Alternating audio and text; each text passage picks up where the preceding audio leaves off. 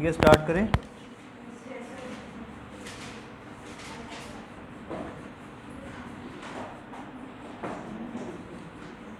Hello hello,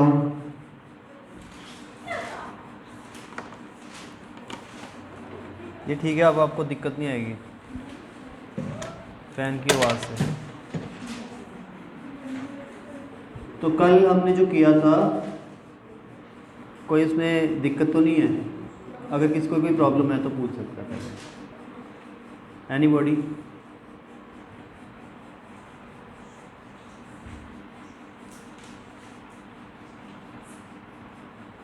चलिए फिर आगे स्टार्ट करते हैं हम 1857 का रिवोल्ट।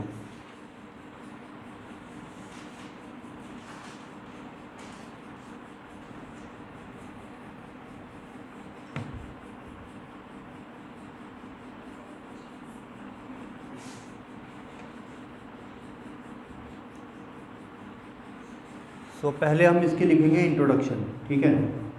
तो आप लिखिए, हेडिंग दे दीजिए 1850 रिवॉल्ट ऑफ 1857।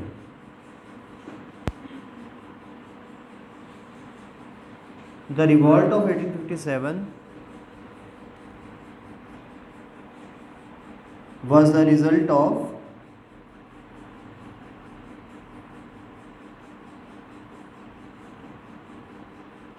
रिजेंटमेंट गुस्से को बोलते हैं, एंगर को। Resentment of the Indians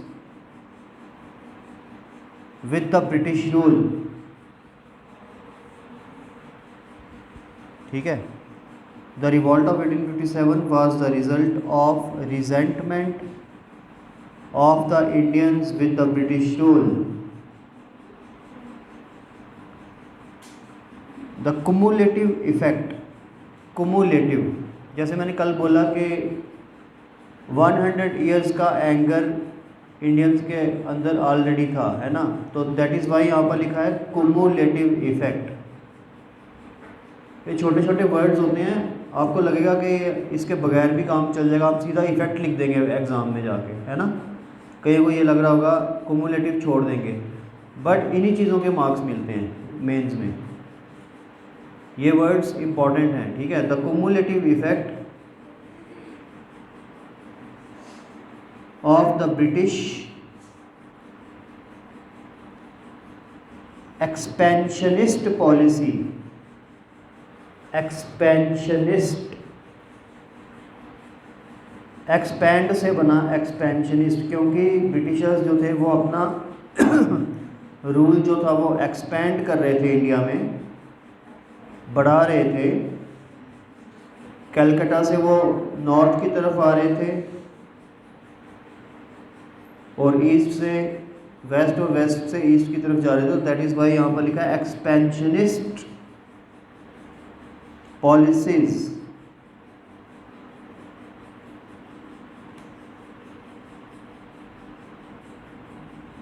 comma, economic exploitation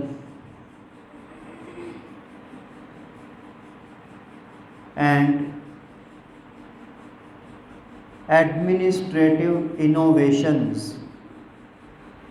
administrative innovations over the years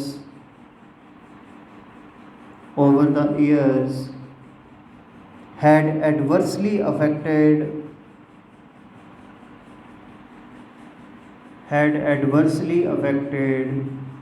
the position of all the rulers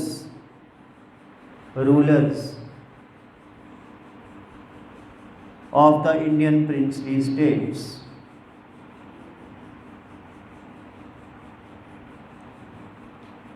Comma, sepoys, sepoys, sepoys, comma, zamindars, peasants, traders,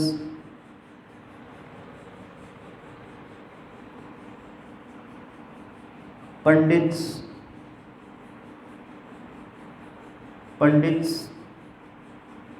ठीक है, ज़मींदार, peasants, peasants किसान को बोलते हैं, ट्रेडर्स, पंडित्स, मौलवीज, मौलवीज एक्सेट्रा। तो यहाँ पर क्या कहा गया है, आप देखिए यहाँ पर क्या कहा गया है, the British expansionist policies, comma, economic exploitation, समझ आई क्या होगा ये, एंड एडमिनिस्ट्रेटिव इनोवेशंस, ये तीनों जो वर्ड्स टर्म्स हैं, expansionist policies, administrative innovations and economic exploitation, ये तीनों आपने मेंस में लिखने हैं। ये ऐसे ही नहीं है कि चलो हो गया, ये हो गया वाला काम मेंस में करोगे तो आपका भी काम हो जाएगा फिर भी। ठीक है, इसलिए ये वर्ड्स इंपॉर्टेंट है, तभी तो मैं लिखा रहा हूँ, नहीं तो मैं बोलता सीधा स्पेक्ट्रम ले लो, एक बुक आती है स्पेक्ट्रम की, सारे लोग उसी से ही पढ़ते हैं। 80% जो हिस्ट्री लोग पढ़ते हैं ना मॉडर्न इंडिया की, KS और IS के लिए, 80% लोग स्पेक्ट्रम से ही पढ़ते हैं। बाकी जो 20% है वो बिपिन चंद्रा 11th-12th की पढ़ते हैं। 10% लोग नोट्स से पढ़ते हैं, आपके पास नोट्स तो है ही हैं। ये जो मैं लिखा रहा हूँ ये उन सबसे स्पेक्ट्रम से भी ऊपर है, नोट्स से भी अच्छा है। नोट्स में थोड़ा डिटेल ज़्यादा होगी जो आपको मिलेंगे, लेकिन उतनी डिटेल में कोई ही पढ़ता है। अगर कोई पढ़ सकता है तो वेल एंड गुड। ठीक है, तो इसलिए मैं कह रहा हूँ अगर आपको ज़्यादा मार्क्स चाहिए स्पेक्ट्रम से, स्पेक्ट्रम वाले बंदे के भी मार्क्स आ जाएंगे बट एवरेज आएंगे। अगर आपको IS या KS बनना है तो आपको एवरेज से ऊपर उठना है, एवरेज नहीं रहना है। एवरेज तो आएंगे मार्क्स, तो हो सकता है आप पास हो जाओ, हो सकता है फेल हो जाओ। ठीक है, एवरेज, बट अबव एवरेज आओगे तो पास होने की गारंटी हो जाएगी। लेकिन अबव एवरेज मार्क्स लेना इजी नहीं है, उसके लिए आपको हो सकता है 1 साल की मेहनत ज़्यादा करनी पड़े। अगर आप रेडी हो अबव एवरेज, हो सकता है 50 नंबर ही ज़्यादा आएँ आपके बाकियों से, लेकिन वो 50 नंबर लेने के लिए आपको 1 साल देना पड़ेगा, 1 साल एक्स्ट्रा। या तो 1 साल एक्स्ट्रा देना पड़ेगा, या इतनी आपकी स्ट्रेटजी ऐसी होनी चाहिए पढ़ने की कि वो बहुत ज़्यादा सही हो, फोकस्ड हो, आपको पता हो एग्ज़ाम में क्या आने वाला है, आपका एनालिसिस एग्ज़ाम का ऐसा हो। ठीक है, तो इन चीज़ों के ऊपर ध्यान देना पड़ेगा। ठीक है, तो उसके लिए ये वर्ड्स आपको लर्न करने पड़ेंगे, आज नहीं तो कल। अगर फर्स्ट अटैम्प्ट में मार्क्स नहीं है तो सेकंड अटैम्प्ट में करने पड़ेंगे ये वर्ड्स लर्न। सेकंड में पास नहीं हुआ तो थर्ड में करने तो पड़ेंगे, इसलिए फर्स्ट में कर दो तो अच्छा है, आज कर लो तो ज़्यादा अच्छा है, नहीं तो कल तो करना ही पड़ेगा। तो ठीक है, एडमिनिस्ट्रेटिव इनोवेशन से यहाँ पर क्या मतलब है, जैसे कि मैंने कल बताया कि सती प्रथा बंद कर दी थी इन्होंने, हम लोगों की विडो रीमैरिज स्टार्ट कर दिया था, चाइल्ड मैरिज बंद कर दी थी। ये क्या था, ये सोशल रिफॉर्म्स थे बेशक। एडमिनिस्ट्रेटिव इनोवेशंस ये थी कि एडमिनिस्ट्रेशन में ये बड़ी सारी चेंजेस ला रहे थे, जैसे कि इंडियंस को क्लर्क से ऊपर नहीं जाने देंगे, है ना, इस तरह की चीज़ें। तो एडमिनिस्ट्रेशन में बड़ी सारी चेंजेस लाई जा रही थी। इकोनॉमिक एक्सप्लॉइटेशन हो रही थी हमारी, जैसे ड्रेन ऑफ वेल्थ, जैसे मैंने कल बताया कि दादा भाई नौरोजी की बुक थी, है ना, उसका नाम था poverty and non British rule in India. तो उसमें पूरा एक्सप्लेन किया था उसने कि किस तरह से सोने की चिड़िया जो भारत कहलाता था उस टाइम पे, तो उसको खाली करके यहाँ से सारी की सारी वेल्थ वो ब्रिटेन में लेके जा रहे थे। उसका मैं बता देता हूँ वो कैसे लेके जा रहे थे वेल्थ। जब ट्रेड हो रहा था तो ट्रेड ब्रिटेन के फेवर में हो रहा था, है ना। अब जैसे इंडिया और चाइना का ट्रेड हो रहा है, आपको पता है इंडिया और चाइना का ट्रेड होता है, इंपोर्ट एक्सपोर्ट होता है, वो किसके फेवर में है, चाइना के फेवर में है। क्योंकि इसका मतलब ये होता है चाइना के फेवर में ट्रेड है, बिकॉज चाइना एक्सपोर्ट ज़्यादा कर रहा है हमें और हमसे इंपोर्ट कम कर रहा है। जो कंट्री एक्सपोर्ट ज़्यादा करे इंपोर्ट कम करे, ट्रेड उसके फेवर में होता है, ये बात याद रखना, ठीक है। दूसरी बात ये कि वैल्यू, कि आपकी गुड्स की वैल्यू क्या है और आप जो दूसरे से ले रहे हो उसकी वैल्यू क्या है। सपोज़ करो हम बोलते हैं जी हमने तो अमेरिका के साथ ट्रेड किया तो हमारे फेवर में ट्रेड है। वो कैसे, हमने तो पूरा साल चीज़ें मंगाते रहे बेचते रहे, अमेरिका को बेचते रहे, उसने तो एक ही बार ही भेजा तो हमारे फेवर में हुआ। लेकिन आप क्या बेचते रहे, आप बेचते रहे स्पाइसेस, आप बेचते रहे वीट, एग्रीकल्चर प्रोडक्ट्स, उसने एक ही बारी आपको F-16 जहाज़ भेज दिए, जो एक ही जहाज़ 50,000 करोड़ का है अप्रॉक्सीमेटली, सपोज करो। तो किसकी ट्रेड की वैल्यू ज़्यादा हुई? अमेरिका वाले की हुई ना, है ना। हम तो आटा बेचते रहे, चावल बेचते रहे, उसने एक फाइटर जहाज़ भेज दिए बना के, या टैंक्स भेज दिए, या चॉपर भेज दिए, या ड्रोन्स भेज दिए, ठीक है, और या फिर मशीनरी भेज दी, है ना, बड़ी बड़ी मशीनरी की बात कर रहा हूँ मैं। तो इसका मतलब ट्रेड जो है वो अमेरिका के फेवर में है, ठीक है। या जर्मनी के साथ अगर हम ट्रेड करें तो वो भी जर्मनी के फेवर में होता है। हमारे फेवर में ट्रेड होता है जब हम छोटे मोटे कंट्रीज़ के साथ ट्रेड करते हैं, नेपाल वगैरह के साथ, या बांग्लादेश के साथ, बर्मा के साथ, भूटान के साथ, श्रीलंका के साथ, इन देशों के साथ हमारे फेवर में होता है। अदरवाइज़ हमारे फेवर में कभी ट्रेड हुआ ही नहीं आज तक, ठीक है। ख़ास करके जब हम पेट्रोलियम प्रोडक्ट्स मंगाते हैं बाहर से, वो बहुत महंगा होता है पेट्रोलियम, तो वो सारा बाहर के देशों के फेवर में ही होता है। हम रशिया से भी पेट्रोलियम मंगवाते हैं, ठीक है, हमारे पास तो पेट्रोलियम है नहीं, ठीक है, थोड़ा बहुत ही है, जैसे बॉम्बे हाई वगैरह में है, बट उसकी वैल्यू बहुत कम है, ठीक है। आगे लिखते हैं। तो एक बात समझा देता हूँ यहाँ पे कि इन पॉलिसीज़ से कौन कौन इफ़ेक्ट हुआ? सभी ही इफ़ेक्ट हुए। सिपॉइज़ भी इफ़ेक्ट हुए, ज़मींदार भी इफ़ेक्ट हुए, पीजेंट भी इफ़ेक्ट हुए, ट्रेडर्स भी इफ़ेक्ट हुए, पंडित मौलवीज़, सारी जनता इफ़ेक्ट हुई। तो तभी तो कहा गया है, कल मैंने बोला था कि जब सारे लोग इफ़ेक्ट होते हैं तभी गुस्सा पूरी जनता में बढ़ता है, ठीक है। एंड आगे चलते हैं। The simmering discontent, SIMMERING,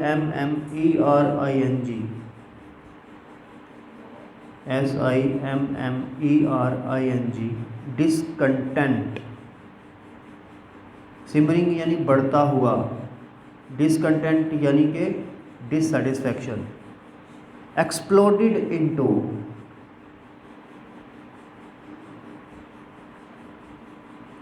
violent revolt in 1857, which shook the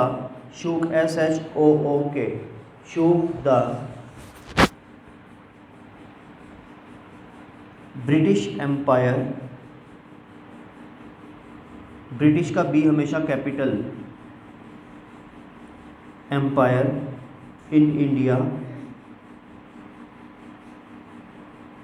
to its very foundation, ठीक है। तो कहने का मतलब ये कि इन सब चीज़ों ने, बढ़ते हुए गुस्से ने, रिजेंटमेंट ने, सिमरिंग डिसकंटेंट ने, इकोनॉमिक एक्सप्लॉयटेशंस ने, एडमिनिस्ट्रेटिव इनोवेशंस ने, सोशो कल्चरल एक्सप्लॉयटेशंस ने, ब्रिटिश एक्सपेंशनिस्ट पॉलिसीज़ ने, सब चीज़ों ने सबको, ट्रेडर्स, पीजेंट्स, ज़मींदार्स, पंडित्स, मौलवी, सबको एक जैसा रिजेंटमेंट दिया। और ये एक टाइम पर 1857 में it exploded into violent revolt, ठीक है, which shook the very foundation of British rule in India. पहली बार ऐसा हुआ था कि ब्रिटिश रूल की फाउंडेशन इंडिया में शेकन हो गई थी, शूक, ठीक है, हिल गया था। हम कहते हैं ना कि ब्रिटिश रूल हिल गया था, ठीक है। इसका एक नतीजा ये हुआ कि 1858 में एक एक्ट लाए फिर ये अंग्रेज़, तो वो बहुत इम्पोर्टेंट एक्ट है, हम करेंगे उसको मे बी टुमारो। तो उस एक्ट में इन्होंने फार रीचिंग चेंजेस लाई, जिसमें उन्होंने ईस्ट इंडिया कंपनी के रूल को ख़त्म करके 1858 में ही सारे का सारा जो पावर थी वो ब्रिटिश क्राउन के हाथ में दे दी। हाँ, यस, और ब्रिटिश क्राउन के हाथ में दे दी। एंड दूसरा, गवर्नर जनरल का टाइटल चेंज करके वाइसराय बना दिया। तीसरा, secretary of state for India आ गया। पहले पूरा का पूरा काम इंडिया का गवर्नर जनरल देखता था, अब उसके ऊपर इन्होंने एक और पावर को रख दिया, secretary of state for India. उसका ऑफिस तो ब्रिटेन में ही हुआ करता था 1858 ऑनवर्ड्स, बट उसकी सैलरी जो थी वो इंडिया से जाती थी। तो इसका भी इंडियंस ने काफ़ी रिजेंटमेंट किया कि एक ऑफिस जो ब्रिटेन में है, और एक ऑफिस में सिर्फ ये नहीं था कि सेक्रेटरी ऑफ स्टेट अकेला बैठता था। जब एक ऑफिस खुलता है तो उसका स्टाफ होता है 500 लोगों का स्टाफ। कितने लोगों का? 500 लोगों का स्टाफ। सेक्रेटरी ऑफ स्टेट है तो उसके नीचे स्पेशल सेक्रेटरी भी होंगे 10, एडिशनल सेक्रेटरी 20 होंगे, डिप्टी सेक्रेटरी 40 होंगे, अंडर सेक्रेटरी 50 होंगे। कितने लोग होंगे? और हर एक बंदे के नीचे 10-10 क्लर्क्स होंगे। हर क्लर्क के नीचे नीचे स्टेनोज होंगे, स्टेनोज के नीचे ऑफिस बॉयज़ होंगे, स्वीपर्स होंगे। कितना स्टाफ हो गया? 500,000 बंदे का स्टाफ हो गया। 1000 बंदे की सैलरी इंडिया से जा रही थी, सिर्फ एक बंदे की नहीं। एक बंदा तो हेड था सेक्रेटरी ऑफ स्टेट। 1000 बंदे की सैलरी इंडिया से जा रही थी। ऑफिस कहाँ था? ब्रिटेन में। सैलरी दे रहा था इंडिया 1000 बंदे की। It also came under drain of wealth. Indians ने ये कहना स्टार्ट किया, खास करके कांग्रेस लीडर्स ने, क्योंकि 1885 में कांग्रेस बन चुकी थी। तो फिर 1885 में इन्होंने ये कहना स्टार्ट किया कि देखो ये भी तो ड्रेन ऑफ वेल्थ है, इंडिया का पैसा बाहर जा रहा है ना। तो अगर सपोज़ करो ब्रिटेन का कोई ऑफिस इंडिया में हो और उसकी सैलरी ब्रिटेन से आ रही हो इंडिया में, तो वो ब्रिटेन की वेल्थ यहाँ पर आएगी, बट यहाँ उल्टा हो रहा था। ठीक है, तो ये चीज़ थी। आगे चलते हैं अब हम। ये थी इंट्रोडक्शन, ठीक है ना। ऐसी इंट्रोडक्शन जो है वो आपने एग्ज़ाम में देनी है। लिख सकते हो ऐसा वहाँ पे? आपको भी लिखने के लिए बोलेगा, आप लिखोगे सीधा 1857 revolt is very important in history of India, Britishers were very frightened, है ना, and we gave a stern reply. कुछ तो ये लिख देंगे, it was a big slap on the face of Britishers. ऐसे लिखते हैं ना हम लोग, है ना। तो कुछ लिखेंगे, the faces of Britishers became read with anger, with the faces of Indians became red with anger, they wanted to take revenge। ये कौन लिखता है? 8th क्लास के बच्चे या 7th क्लास के, तो आजकल तो 4th के भी लिख देते हैं। तो आपने लिखना है ऐसा, ठीक है। अब जब मैं टेस्ट लूँगा तो देखूँगा कितने बंदे ऐसा लिखते हैं। आगे चलते हैं। देखो ना, मैं ये नहीं कह रहा अगर आप वो रेड फेस वाला लिखोगे तो नंबर उसके भी मिल जाएंगे, लेकिन आपने 2 नंबर बाकियों से ज़्यादा लेने, ठीक है, तभी तो केएस बनोगे। Next heading, nature of revolt.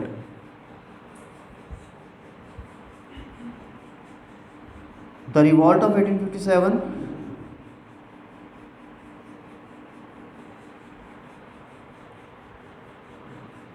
nearly swept, SWEPT, away the British rule in India।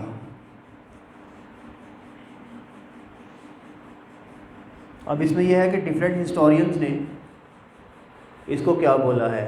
कुछ ने कहा है कि ये क्या था, कुछ ने क्या कहा है, ठीक है। तो वो हम देखेंगे यहाँ नेचर में। Historians differ widely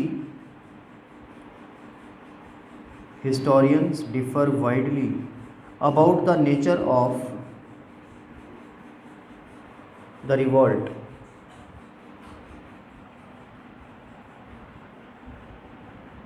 Some of the opinions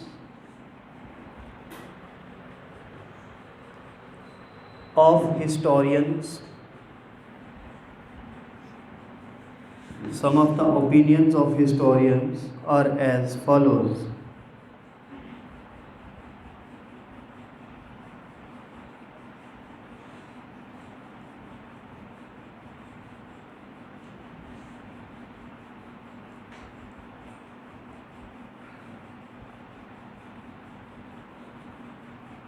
Number 1, a sepoy mutiny।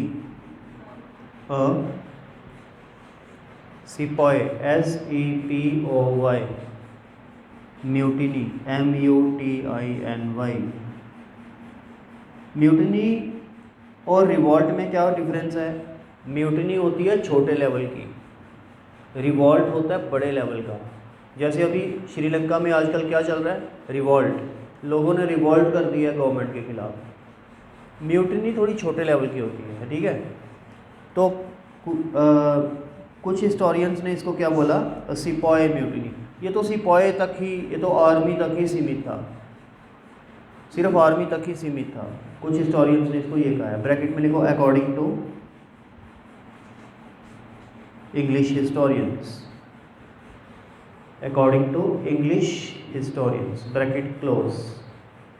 तो आप देखोगे यहाँ पर कि इंग्लिश हिस्टोरियंस ने, अंग्रेज़ों ने इसको, ऑब्वियस है कि वो यही बोलेंगे कि ये छोटा सा रिवॉल्ट था, बड़ा नहीं था। बड़ा कौन बोलेगा, हम, है ना। जैसे इंडिया ने सर्जिकल स्ट्राइक की पाकिस्तान के ऊपर, तो हमने कहा कि हमने उनके 400 लोग मार दिए टेररिस्ट, और पाकिस्तान ने कहा एक परिंदा ही मारा सिर्फ। वो परिंदा दिखाया भी उन्होंने मरा हुआ, है ना। तो सिमिलरली अंग्रेज़ तो कह रहे थे कि छोटी सी म्यूटनी थी। अब हम देखोगे अगली लाइनों में हम क्या कहेंगे, हमने तो इसको बहुत बड़ा रिवॉल्ट बोला। अब सही कौन है, इसका प्रूफ तो टाइम ट्रैवल करके वापस जाना पड़ेगा, देखना पड़ेगा सही कौन है। अब वो टाइम ट्रैवल की मशीन अभी तक बनी नहीं, कोई आइंस्टाइन के जैसा आएगा तो वो बनाएगा, नहीं तो हम लोग तो बना बैठे। हम लाउड स्पीकर ही उतार सकते हैं, ठीक है। Point number 2,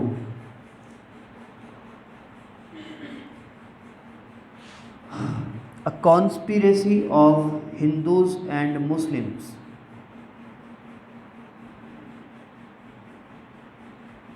a conspiracy of Hindus and Muslims to overthrow the British rule.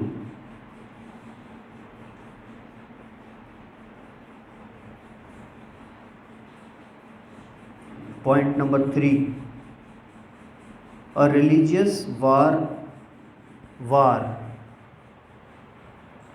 against Christians के खिलाफ रिलीजियस वार।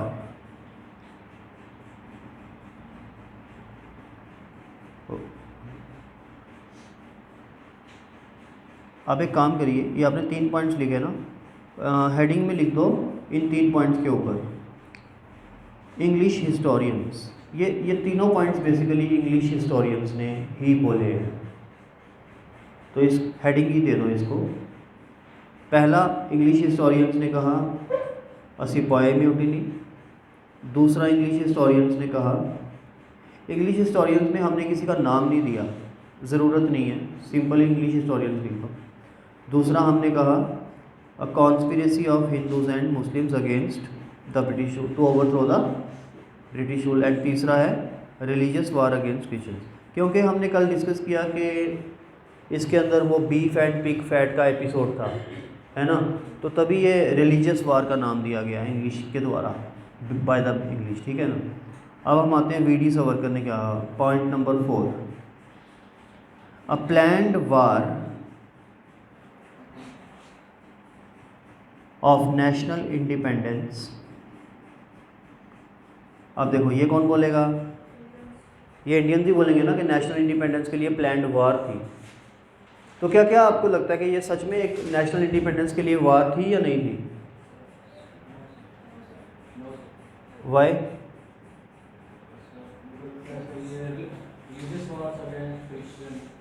हाँ, आपका इंग्लिश वाला ही भी हुआ है, तो क्यों ऐसा क्यों लगता है कि इंडियन इंडिपेंडेंस की ये वार नहीं थी?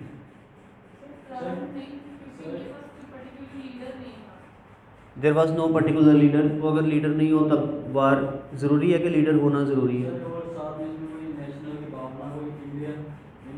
Yes, this is the most important point, that nationalism feeling was missing, a feeling of one nation was missing. It is also right that we did not have any particular one leader at that time to lead the revolt, but that is secondary. There have been many revolts in history which have been leaderless. For example, in India also quit India movement 1942 was leaderless revolt, but it was although it was leaderless, but it was in favor of nationalism. It was in favor of independence of India, है ना। चाहे उसका leader कोई नहीं था, क्योंकि सारे leader उस टाइम अरेस्टेड थे, जेल में थे, इंक्लूडिंग गांधी जी। तो उस टाइम पे फिर वो, लेकिन इंडिपेंडेंस के लिए वार तो उसको कहा गया है, ठीक है। सिमिलरली चाहे इस टाइम लीडर कोई नहीं था, बट इसको हम नेशनल वार नहीं बोल सकते। क्यों? क्योंकि उस टाइम नेशनलिज्म ही नहीं था देश के अंदर। लोगों के अंदर देशभक्ति की भावना नहीं थी। एक मतलब देशभक्ति, एक इंडिया होना, हिंदुस्तान होना, ये भावना ही मिसिंग थी। अब उसका रीज़न क्या था? बिकॉज इंडिया के ऊपर पहले तो रूल किया 600 साल 700 साल मुस्लिम्स ने, तो एक आइडेंटिटी क्राइसिस, हम हैं हिंदू, हमारे ऊपर रूल मुस्लिम कर रहे हैं, तो हमारा देश क्या है, हिंदू देश है या मुस्लिम देश है, कहाँ से स्टार्ट होता है, कहाँ ख़त्म होता है। हमारे फेस्टिवल्स हम ढंग से मना नहीं सकते, मतलब कभी हमें मनाने दिए जाते हैं, कभी हमें नहीं मनाने दिए जाते, डिपेंड करेगा रूलर के ऊपर वो कैसा है। अगर अकबर आ गया तो वो ठीक है, हमें अपने फेस्टिवल्स अच्छे से मनाने देगा, इनफैक्ट वो हमारे साथ खुशी मनाएगा। अगर औरंगज़ेब आ जाएगा तो हम अपने फेस्टिवल चोरी चोरी मनाएंगे, छुप छुप के, ठीक है। तो ये तो डिपेंड, तो बेसिकली, और दूसरा मैंने कल बताया कि हमारे जितने भी रूलर्स थे, हिंदू रूलर्स, वो आपस में लड़ते रहते थे। तो एक तरह से, और तीसरी बात कि एक वो फीलिंग होती है ना कि पूरा देश एक दूसरे से जुड़ा हुआ है, यूनाइटेड है ना। तो जैसे अमेरिका में नेशनल एंथम होता है लॉन्ग लिव अमेरिका, उसमें हिंदूज, वो हिंदूज क्या बोल रहा हूँ, क्रिश्चियंस, मुस्लिम्स, हिंदू, सारे ब्लैक्स एंड वाइट सारे एक तरह से बोलते हैं लॉन्ग लिव अमेरिका। उनको लगता है कि we are a part of America and we have to lead America, उनको ऐसा लगता है।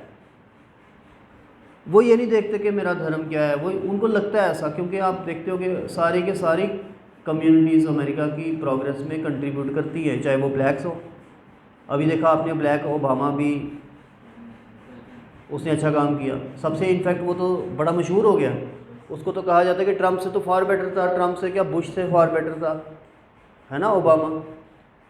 तो क्यों था ऐसे? ब्लैक था तब भी, ठीक है।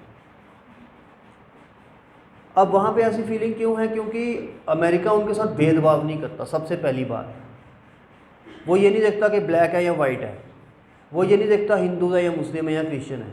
अब अगर वो ऐसा देखता हो तो सबसे पहले वहाँ पे अनएम्प्लॉयमेंट है, तो इंडियंस को वहाँ घुसने ना दे, पाकिस्तानीज़ चाइनीज़ को घुसने ना दे, बोले हमारे खुद अनएम्प्लॉयमेंट है, आपको हम आने नहीं देंगे यहाँ पे। लेकिन वो तब भी हमें क्या देता है, वो ग्रीन कार्ड, क्या बोलते हैं उसको, कोई कार्ड्स होते हैं वहाँ पे, ग्रीन कार्ड मिल गया, वो इंडियंस बोलते हैं ना, हमें तो वहाँ का ग्रीन कार्ड मिला हुआ है अमेरिका का, हम कभी भी आ जा सकते हैं, वहाँ पे जॉब करते हैं, गवर्नमेंट जॉब भी करते हैं, ठीक है।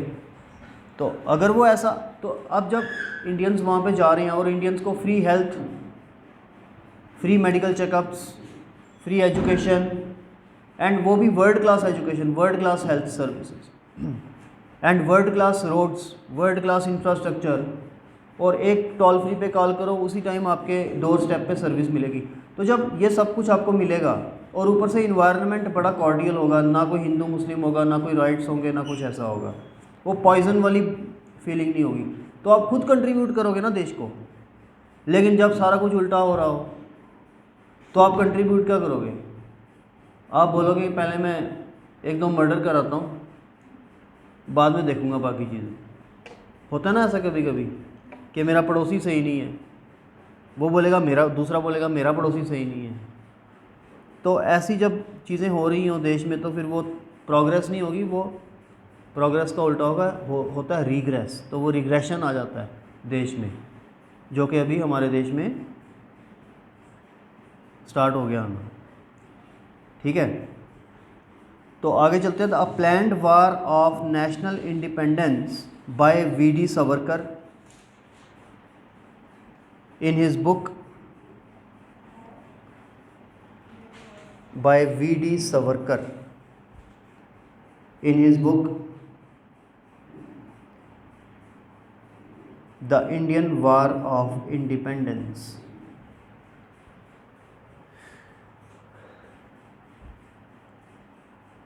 The Indian war of independence. तो वीडी सावरकर था ये बेसिकली बड़ा एक क्रांतिकारी था। इसने वायलेंट एक्टिविटीज़ में भी पार्टिसिपेट किया था। फिर इसको अंडमान निकोबार जेल भेज दिया गया था। वहाँ पे इसका एक सेल भी है, सावरकर, वीर सावरकर बोलते थे इसको शॉर्ट में, वीर सावरकर, ठीक है। तो फिर इसने बड़ी सारी मर्सी पिटिशंस भेजी थी गवर्नमेंट ऑफ यूके को कि मेरे को माफ़ कर दिया जाए।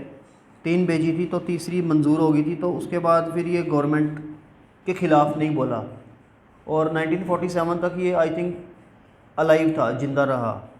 और ये फिर पहले तो फिर जब इसको अंडमान निकोबार भेजा गया, फिर इसने मर्सी पिटिशंस भेजी, फिर इसको छोड़ दिया गया, काले पानी की सज़ा से छोड़ दी, क्योंकि अंडमान निकोबार में काला पानी की सज़ा मिलती थी, तो छोड़ दिया गया। तो फिर ये गवर्नमेंट के ख़िलाफ़ इसने नहीं बोला, ठीक है। तो इसको आरएसएस का मतलब आरएसएस जो है उसका एक मैन भी बोला जाता है। तो इसने क्या कहा, a planned war of national independence. इसकी बुक का नाम याद रखना, प्रीलिम्स में पूछते हैं, the Indian war of independence by VD Savarkar. और आपसे ये भी पूछेंगे कि किसने कहा था ये अ प्लैंड वॉर ऑफ इंडिपेंडेंस, तो वीडी सावरकर ने कहा था, ठीक है जी। ये हो गए हिस्टोरियंस के व्यू। अगर आपको मेंस में कहीं वो सिर्फ हिस्टोरियंस के व्यू ही पूछ ले तो आपने सिर्फ इतना ही लिखना है। अगर सिर्फ वो पूछे स्टेटमेंट दी हो, स्टेटमेंट आती है ना कई बारी, inverted comma start, a plan 1857 revolt was a planned war of national independence, inverted commas close, discuss, ये आएगा। तो फिर आप क्या लिखोगे, the above statement was given by VD Savarkar, ठीक है। और अगर वहाँ पे डिस्कस लिखा होगा तो आपने इसी को डिस्कस करना है। अगर वहाँ पे लिखा होगा कि discuss some other views also, तो आपने फिर ऊपर वाले व्यूज़ भी दे देने हैं। या कई बार लिखा होगा कि क्रिटिकली एनालाइज दिस स्टेटमेंट, तो क्रिटिकली एनालाइज में फिर आप क्या कब बोलोगे कि although he has said that it was a planned war of independence, but still some other English historians have said that it was a simple mutiny। तो आपने कर लिया क्रिटिकली एनालाइज कर लिया, इस स्टेटमेंट को क्रिटिसाइज कर दिया। जब एक स्टेटमेंट दी हो और उसके सामने लिखा हो क्रिटिकली एनालाइज, उसका मतलब होता है कि आपने उस स्टेटमेंट के ऑपोजिट जाना है, जो स्टेटमेंट दी गई है, क्रिटिसाइज करना है उसको, और साथ में एनालाइज भी करना है।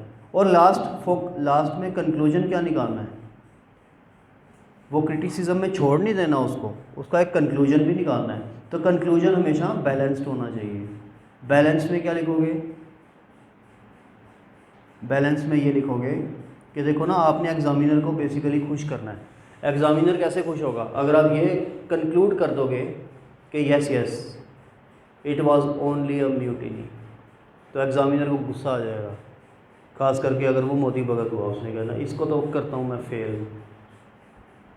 तो आपने एग्जामिनर को खुश कैसे करना है, आपने कहना है आपको काम दिया गया है इसको क्रिटिकली एनालाइज करने का, तो आपने क्रिटिकली एनालाइज कर देना है कि इंग्लिश हिस्टोरियंस का व्यू दे देना है।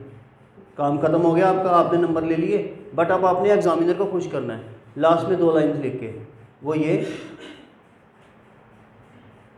कि it is obvious that English historians would give the above view that it was only a mutiny, but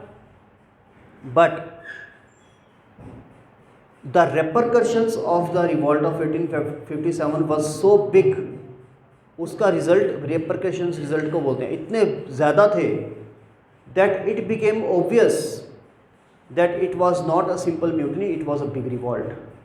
example क्या दोगे, the act of 1858 which was given only by the Britishers made it evident that the whole made it evident that it was a big revolt, because the Britishers took away the power of ruling India from East India Company to British crown. तो आपने ये conclude किया कि Britishers ने अगर उनको सिर्फ mutiny ही लग रही थी तो फिर उन्होंने ईस्ट इंडिया कंपनी से पावर छीन के क्राउन क्यों क्यों क्यों दे दी। इसका मतलब उनको भी बहुत बड़ी चीज़ लगी, तभी उन्होंने इतना बड़ा एक्ट पास किया अगले साल ही वेट नहीं किया। इसका मतलब कुछ उनको भी लगा कि बहुत बड़ा हुआ है। आपने ये चीज़ लिखनी है, एग्जामिनर भी खुश, आपका क्रिटिकल एनालाइज भी हो गया, ठीक है ना, उस सबको खुश रखना है, ठीक है ना। तो इस तरह से आपने यूपीएससी क्लियर करना है। नेक्स्ट पैराग्राफ, अब ये हिस्टोरियंस वाला ख़त्म हो गया। आप next paragraph, the mutiny became a revolt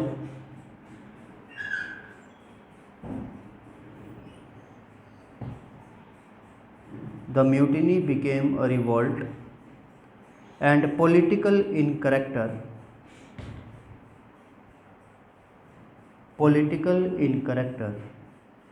when the mutineer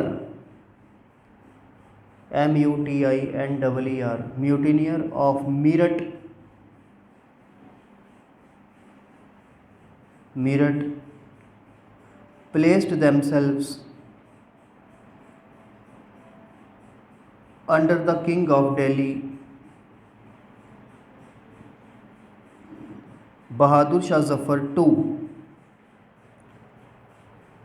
इस टाइम पे आपको पता होना चाहिए कि मुग़ल रूल अभी चल रहा था। मैंने कल डिस्कस किया था कि लेटर मुग़ल्स चल रहे थे एंड ये जिसका नाम आया बहादुर शाह जफ़र II, ये उस टाइम पे इंडिया का रूलर था, एक्चुअल में था, बट ये सिर्फ नाम का रूलर था, क्योंकि सारी की सारी एक्चुअल पावर जो थी, डी फैक्टो रूलर इस टाइम पर अंग्रेज़ थे और डी जोर रूलर जो था वो ये था। डी जोर होता है नाम का और डी फैक्टो होता है एक्चुअल में, ठीक है। ये हम पॉलिटी में पढ़ेंगे। पॉलिटी में क्या पढ़ेंगे, डी फैक्टो और डी जोर। ये बहादुर शाह जफ़र नहीं पढ़ेंगे, ठीक है। तो Bahadur Shah Zafar II and a section SECTION section of aristocracy and civil population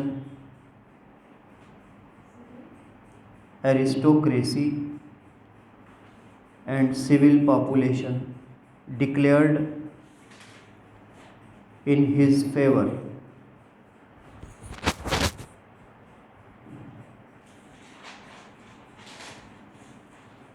Full stop। What began as a fight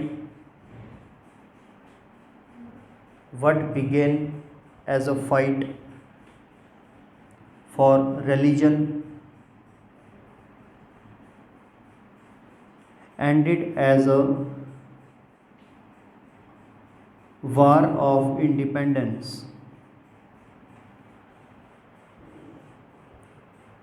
bracket में लिख लो SN सेन। ये किसने बोला ये लाइन, ये वाली SN Sen. Next paragraph,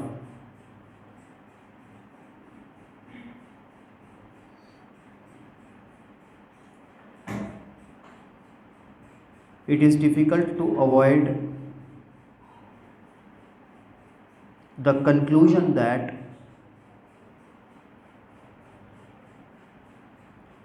the so-called First National War of Independence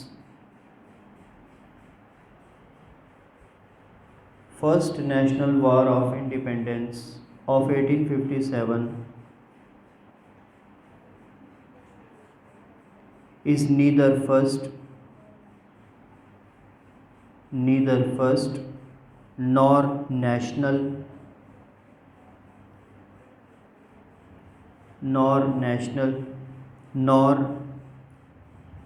nor war of independence। मैं repeat करूँगा, so called first national war. अब इसको फर्स्ट का F कैपिटल, नेशनल का N कैपिटल, वार का W कैपिटल, इंडिपेंडेंस का I capital, of 1857 is neither first nor national nor war of independence, bracket में लिखो R.C. मजूमदार, R.C. मजूमदार। ये बहुत इंपॉर्टेंट स्टेटमेंट है और ये पहले यूपीएससी में पूछी भी गई है। अगर सिंपल वहाँ पर ये लिखा हो, ये स्टेटमेंट दी गई हो कि ना तो ये नेशनल थी, ना ये फर्स्ट थी, ना ये नेशनल थी, और ना ही ये वार ऑफ इंडिपेंडेंस थी, तो ये कितनी हद तक सही है?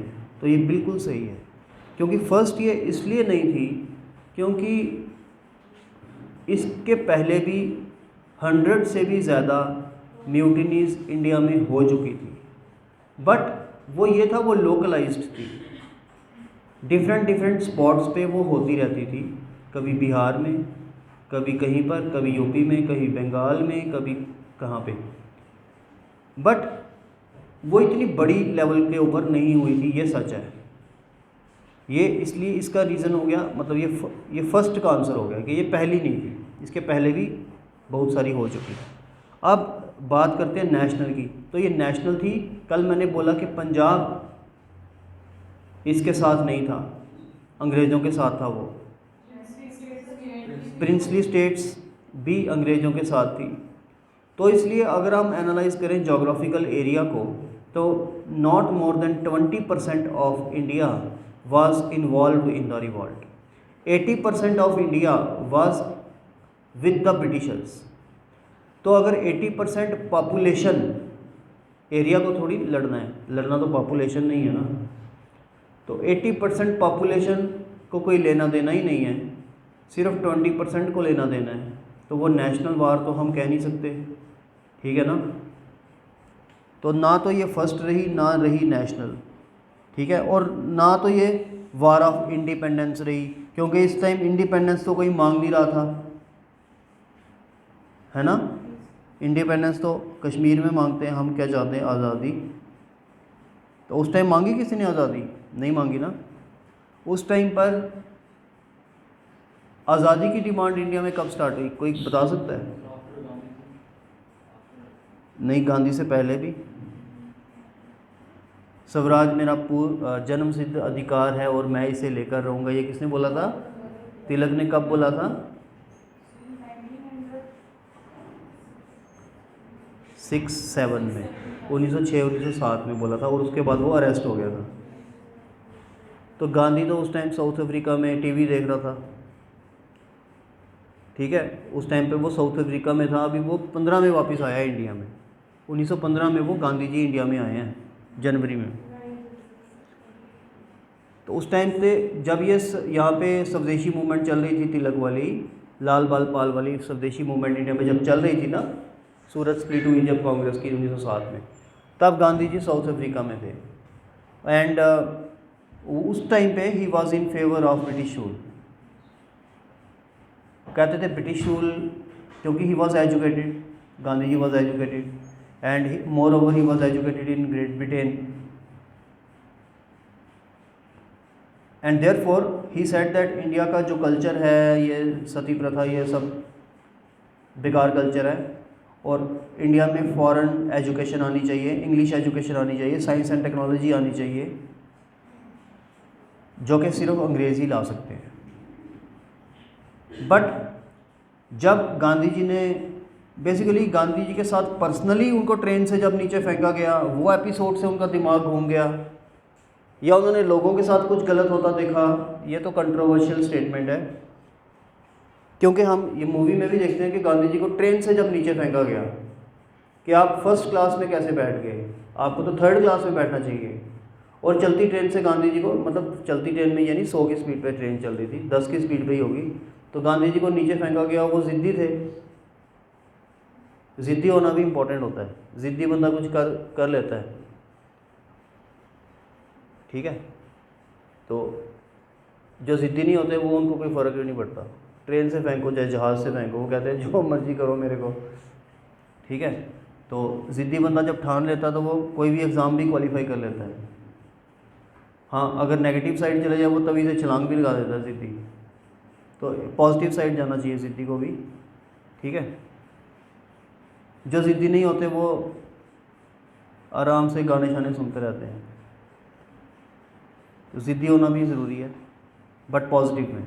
तो गांधी जी ज़िद्दी थे, तो उन्होंने कहा कि अब मैं इनको छोड़ूंगा नहीं, अंग्रेज़ों को निकाल के छोड़ूंगा बाहर। ठीक है, अब वो निकाल पाए या नहीं निकाल पाए, अब हम ये कहते हैं कि गांधी जी ने अंग्रेज़ों को बाहर निकाला। क्या ये सही है? अगर हम ये कहते हैं ना कि गांधी जी, महात्मा गांधी है फादर ऑफ द नेशन है, तो गांधी जी ने अंग्रेज़ों को बाहर निकाला, इज़ दिस राइट? हाँ, क्या लगता है? नहीं नहीं, 50-50 नहीं, यस और नो।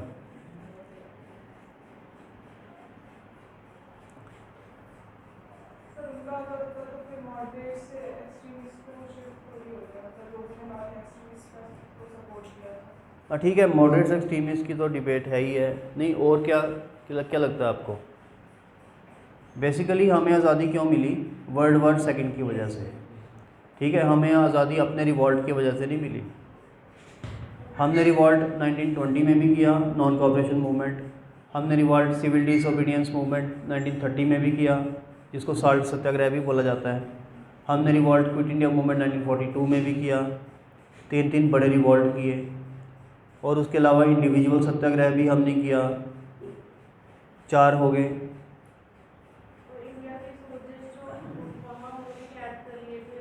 हाँ, वो सुभाष चंद्र बोस वाला, हाँ वो सब भी, वो तो खैर जापान बाद में हार गया, तो वो रिट्रीट कर गया वापस। तो ये 4 रिवॉल्ट जो हमने किया, अगर हम इनकी बात करें तो क्या अंग्रेज़ों ने ये देखते हुए हमें आज़ादी दी? ऐसा नहीं है। बेसिकली हमें आज़ादी इसलिए मिली है, हाँ ठीक। अब हम एग्ज़ामिनर को खुश करने के लिए लास्ट में ये कंक्लूड करेंगे कि वो मैं बताऊंगा कैसे उसको भी खुश करना है, बट हमें आज़ादी बेसिकली कैसे मिली है? वर्ल्ड वॉर सेकंड चल रही थी 1939 से 1944 को, वो ख़त्म हो गई। ख़त्म कैसे हुई सबको पता है। यूएसए ने जापान के ऊपर हिरोशिमा नागासाकी में न्यूक्लियर एटॉमिक अटैक किया, लाखों लोग वहाँ पे मर गए, वार ख़त्म हो गई। वार ख़त्म होने से पहले सुपर पावर इंडिया में कौन थी? ग्रेट ब्रिटेन, फ्रांस, ये इटली वगैरह, जो यूरोपियन पावर्स थी, ये वर्ल्ड सुपर पावर्स थी। वार ख़त्म होने के बाद अमेरिका सुपर पावर बन के सामने आया,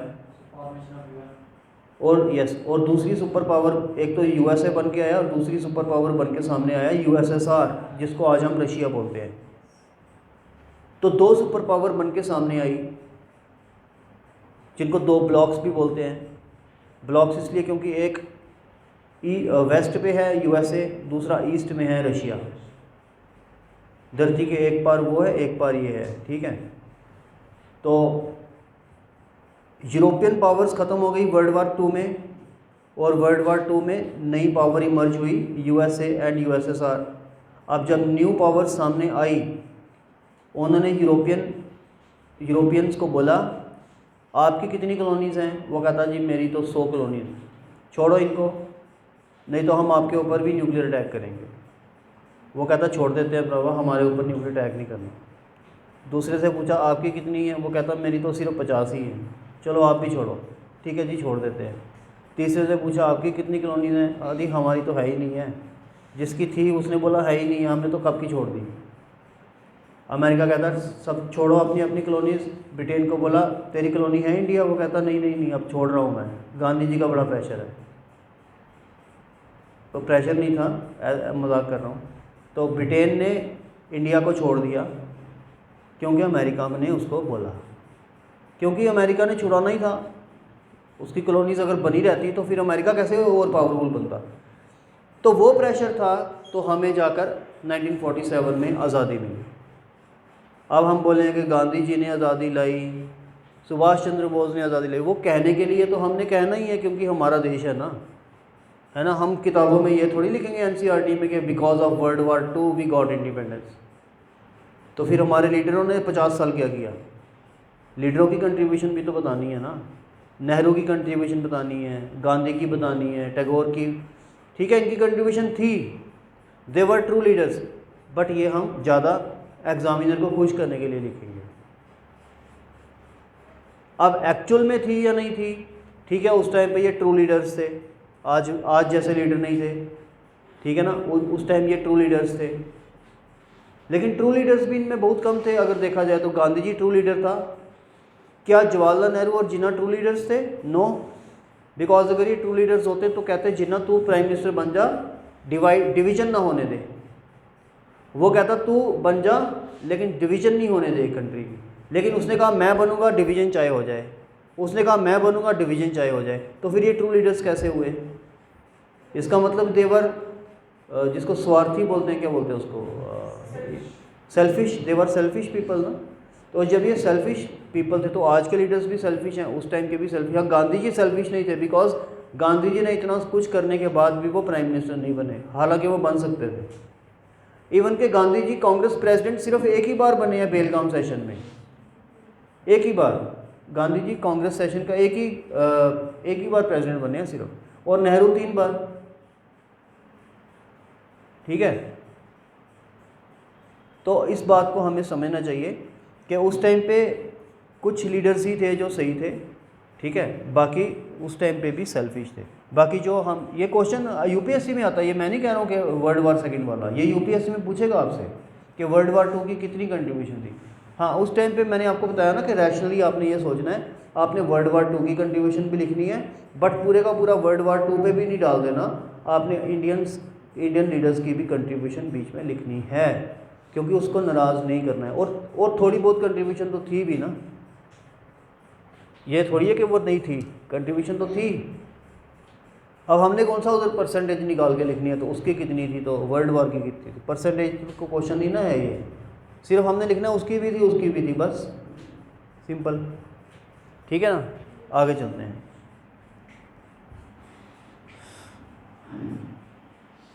तो हमने लिखा, तो ना तो ये फर्स्ट था, ना ये नेशनल था, और ना ही ये इंडिपेंडेंस के लिए लड़ाई थी। ठीक है ना, next para, the revolt was much more than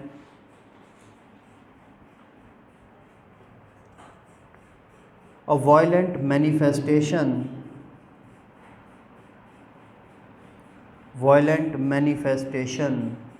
of sepoy discontent, full stop. Almost every section of Indian population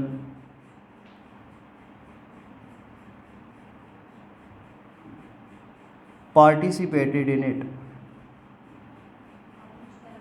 Section of Indian population participated in it.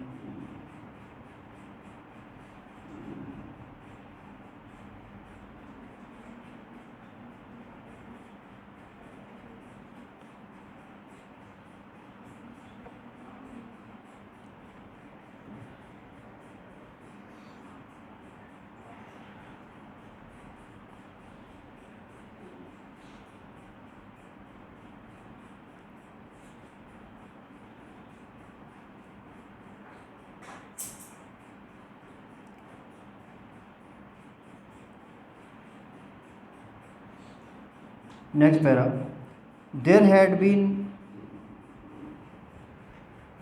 a series of rebellions and revolts against the British authority ever since its establishment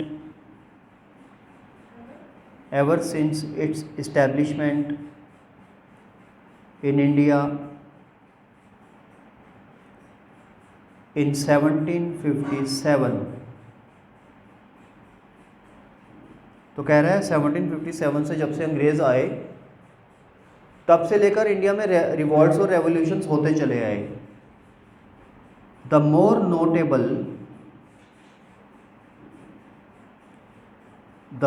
notable among these being the Kutch Rebellion, KUTC H, Gujarat में जगह का नाम है Kutch rebellion, comma the Kol uprising, Kol KOL। आपको पता है कोल एक tribe है, इंडिया में ट्राइब है, जो एंथ्रोपोलॉजी पढ़ते हैं उनको पता है ये ट्राइबल्स के बारे में। हाँ, कोल अपराइजिंग ब्रैकेट में 1831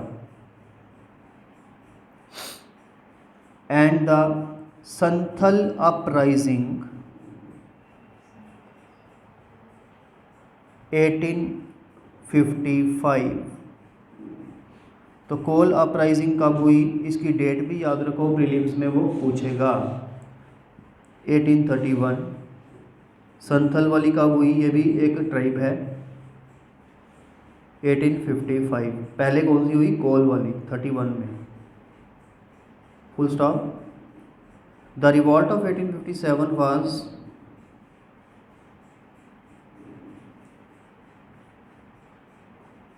the culmination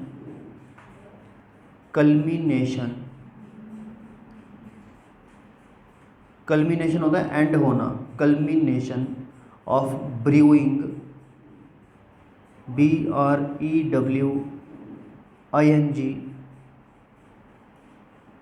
popular discontent all over India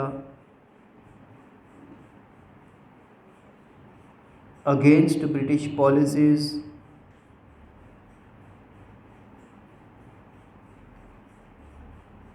and imperialist exploitation।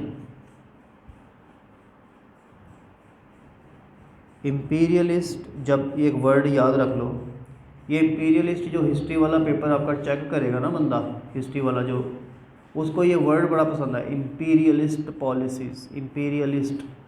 तो इसको या बार बार लिखना, नंबर लेना तो ये आपको वर्ड्स का यूज़ करना पड़ेगा, वर्ड्स के साथ खेलना सीखो, क्योंकि आपके पास ये जो जंग है आपने लड़नी है, ये तलवार से नहीं लड़नी, पिस्टल से नहीं लड़नी, AK-47 से नहीं लड़नी, ये आपने लड़नी है पेन से। तो पेन तभी चलेगा जब आपको वर्ड्स आते होंगे, नॉलेज होगी, ठीक है ना। मैं बार बार ये बात आपको बोल रहा हूँ। तो ये वर्ड्स सीखने स्टार्ट कर दो अभी से, बुक में मिलते हैं, बुक से स्टार्ट करो। हर एक सब्जेक्ट की एक जार्गन होती है, जैसे इम्पीरियलिज़म आपने देखा, ये हिस्ट्री की जार्गन है। पॉलिटिक्स जब हम पॉलिटी पढ़ेंगे, उसकी अपनी जार्गन होगी, ठीक है ना। ज्योग्राफी पढ़ोगे तो उसकी अपनी होगी। जब तक आप ये वर्ड्स यूज़ नहीं करोगे तो अगले को लगेगा यार इसने पढ़ा कम होगा। जब वर्ड लिखोगे ना उसको पढ़ा है बंदा, ठीक है ना। उसको अपनी मेहनत दिखानी है, मैंने की है मेहनत।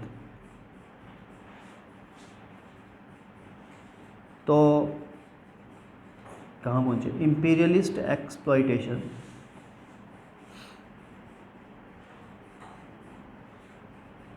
full stop. Its significance was that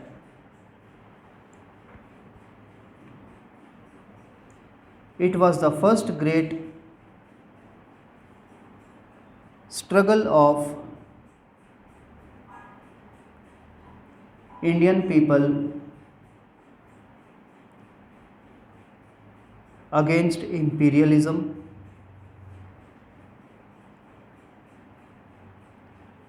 and it paved the way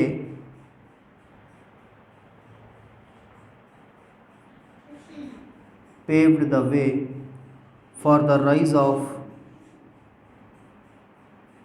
modern national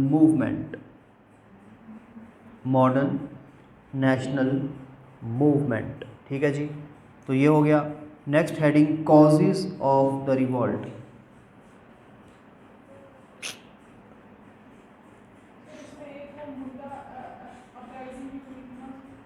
yes, ऐसे अपराइजिंग्स काफ़ी ज़्यादा हुई थी, बट हम ज़्यादा इसमें नहीं डालेंगे। Causes of the revolt,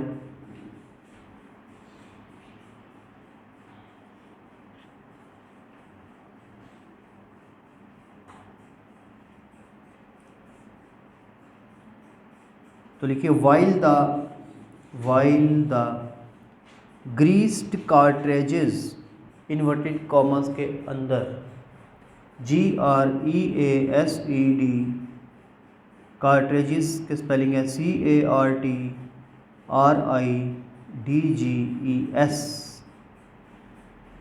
inverted commas close. Greased cartridges affair became the immediate provocation, while the greased cartridges affair became the immediate provocation for the rebellion. The movement broke out on account of a variety of political, social, religious and economic causes. तो number 1 हम करेंगे political causes.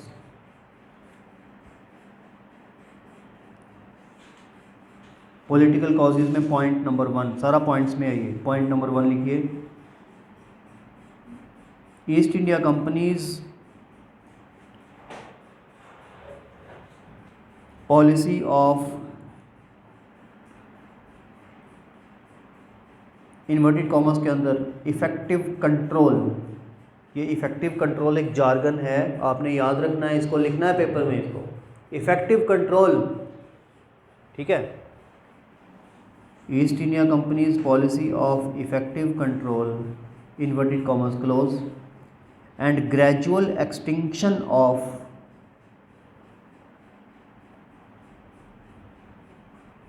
Indian native states